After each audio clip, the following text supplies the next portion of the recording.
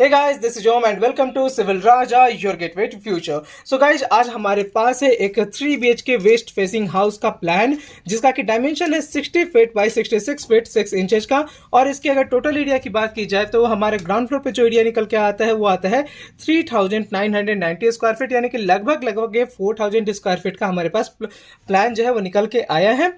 उसके बाद इस प्लान को जो किसी और आर्किटेक्ट ने बनाया है, मुझे इसका स्ट्रक्चरल डिजाइन करना है। तो सबसे पहले मुझे क्या करना था, कॉलम को प्लेस करना था। तो ये सब मैंने ऑलरेडी यहाँ पे कर लिया है, वो सब बातें भी हम लोग करेंगे। सब अभी आते हैं कि हमारे पास जो क्लाइंट आए थे उन्होंने मुझे फ्रीडम दिया कि मैं थोड़ा बहुत अगर कुछ चेंजेस सजेस्ट करता हूँ तो वो यहाँ पे किया जा सकता है।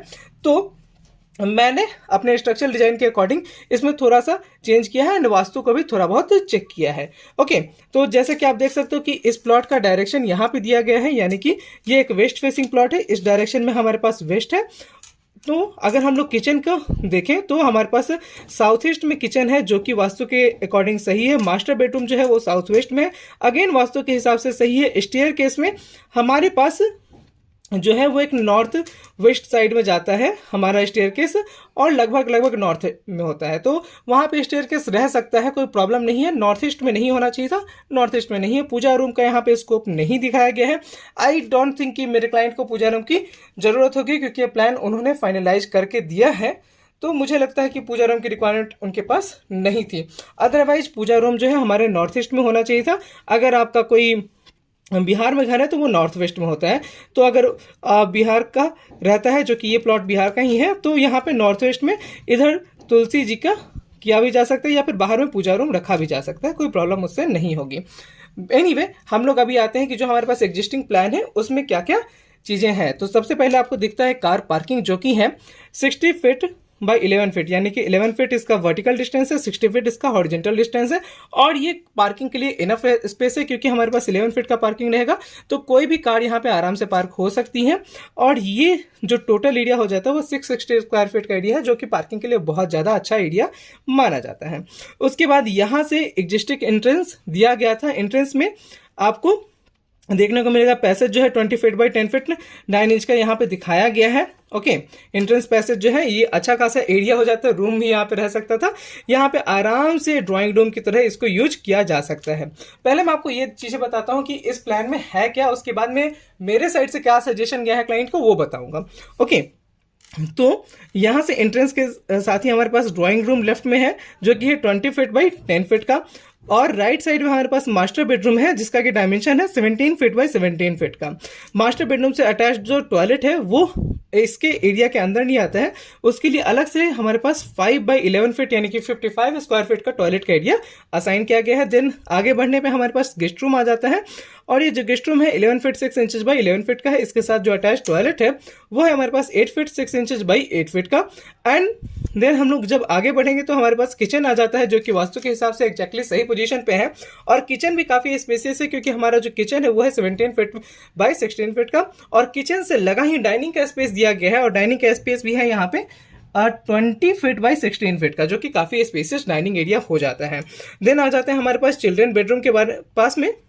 तो चिल्ड्रन बेडरूम जो दिया गया था वो हो रहा था हमारे पास 20 फीट बाई 16 फीट का। एंड चिल्ड्रन रूम से जो अटैच टॉयलेट था वो था हमारे पास 10 फीट बाई 11 फीट का। देन हमारे पास आ जाता है स्टेयर केस, और इसके बाद तो ड्राइंग रूम मैंने आपको बता ही दिया है। बीच में हमारे पास जो एरिया बचता है वो हमारा हॉल का एरिया हो जाता है। हॉल का एरिया भी काफ़ी स्पेसियस हो जाता है, 30 फीट बाई 26 फीट 9 इंचेस का। तो ये तो हमारे पास एग्जिस्टिंग प्लान था। अभी इस प्लान में मैंने कुछ चेंजेस सजेस्ट किए थे, अब उन चेंजेस के बारे में बात करते हैं। तो पहला जो इसमें मैंने चेंज किया था वो था हमारे पास एंट्रेंस का। तो एंट्रेंस में आप देख सकते हो कि मेन डोर यहाँ पे ओपन हो रहा है, और अगर हम लोग मेन डोर के राइट साइड से देखेंगे तो वास्तु के अकॉर्डिंग क्या होता है कि हमारे लेफ्ट साइड में ज़्यादा स्पेस रहना चाहिए रेदर देन राइट साइड। और क्योंकि हमारे पास इस पर्टिकुलर प्लान में स्पेस है तो हम लोग वास्तु को यहाँ पे फॉलो कर सकते हैं। एंड मेन डोर को मैं यहाँ से कट करके यहाँ पे प्लेस कर दूंगा मेन डोर का। ओके, तो ये हमारा वास्तु के हिसाब से एंट्रेंस परफेक्ट हो गया।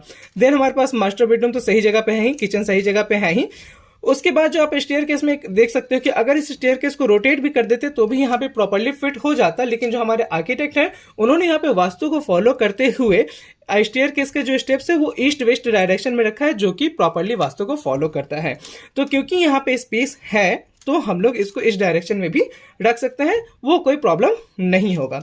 बाकी सारी चीज़ें ठीक है, बस एक चीज़ इसमें मिसिंग थी, वो क्या थी कि हमारे पास कोई कॉमन टॉयलेट नहीं है। तो यहाँ पे आप देख सकते हो कि चिल्ड्रन बेडरूम में जो है वहाँ पे हमारे पास अटैच टॉयलेट तो है, और एक्चुअली जितने भी रूम्स हैं सबके साथ अटैच टॉयलेट है, इसीलिए शायद आर्किटेक्ट ने क्लाइंट को भी कन्विंस कर दिया था कि कॉमन टॉयलेट की जरूरत क्या है जब हर रूम के साथ अटैच टॉयलेट है तो।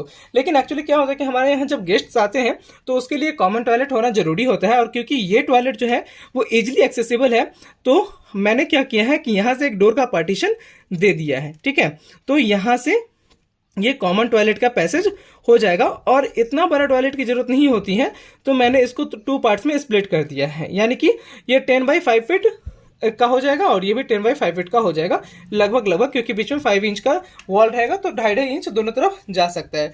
वो सॉफ्टवेयर पे डालने के बाद वो एग्जैक्ट डायमेंशन भी निकल के मेरे पास आ जाएगा। आउटर वॉल्स इसमें हमारे पास 10 इंच के हैं, इनर वॉल्स जो है वो 5 इंच के हैं।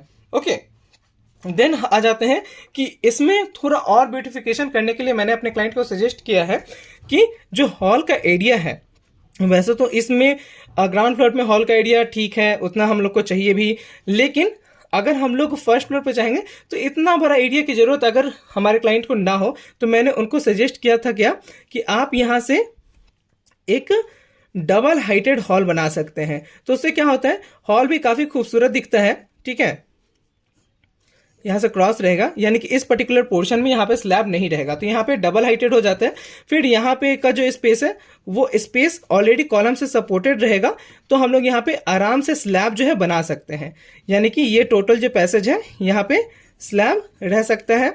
उसके बाद इस साइड में जाने के लिए यहाँ पे स्लैब रह सकता है, और उसके बाद हम लोग इधर देखेंगे तो यहाँ पे भी स्लैब रहेगा, यहाँ पे भी स्लैब रहेगा। यानी कि फर्स्ट फ्लोर पे जब कोई बंदा जाएगा तो ये वास्तु के अकॉर्डिंग जो क्लॉकवाइज मूवमेंट है वो क्लॉकवाइज मूवमेंट भी होगा।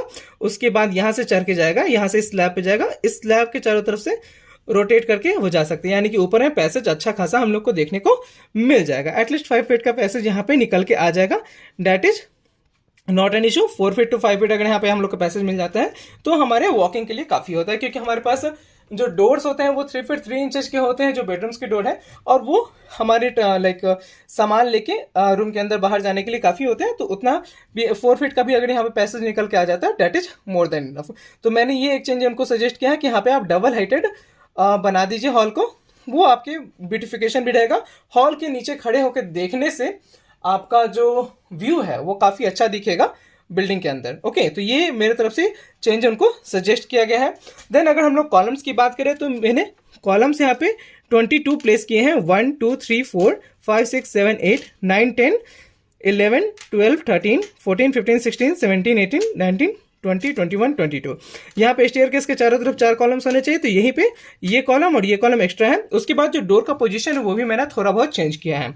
जैसे कि आप देख सकते हो कि यहाँ पे टॉयलेट, क्योंकि मैंने एक्स्ट्रा एक पार्टीशन वॉल लगा के इस टॉयलेट को स्प्लिट किया था, तो इसका डोर जो है इस तरफ से ओपन होगा। इस तरफ से क्यों नहीं होगा, क्योंकि यहाँ से तो स्टेयरकेस का मूवमेंट का एरिया है, तो इसलिए इस डोर को मैंने इस डायरेक्शन से शो किया है। ओके, देन गेस्ट रूम का जो डोर था वो हमारे पास यहाँ पे था इनिशियली इस जगह पे, लेकिन क्योंकि यहाँ पे कॉलम आ रहा है तो कॉलम के पास डोर ना ही रहे तो ज़्यादा अच्छा रहेगा। अदरवाइज कहा था कि अगर हमारे पास मिस्त्री सही मिला तो ठीक है, वो सब कुछ प्री डिफाइन करके कॉलम में लाइक रॉड डाल के हम लोग का हिंजेस बना सकता है, लेकिन अगर नहीं रहा तो वो क्या करेगा, कॉलम को ब्रेक कर देगा।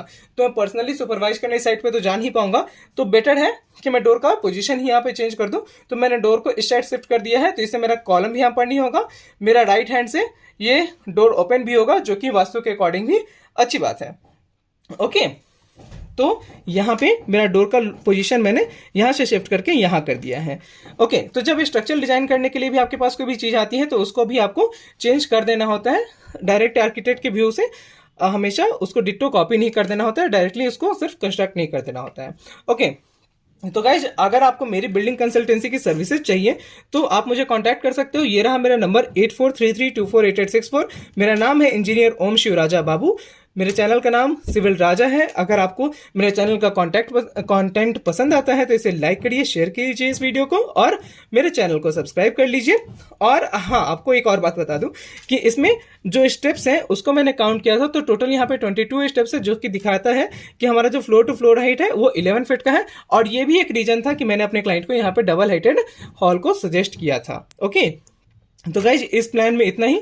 अगर आपको कोई भी डाउट हो इस प्लान से रिलेटेड तो आप मुझे कमेंट सेक्शन में कमेंट करके पूछ सकते हैं। एंड मेरी कंसल्टेंसी सर्विसेज के लिए यहाँ कॉल कीजिए।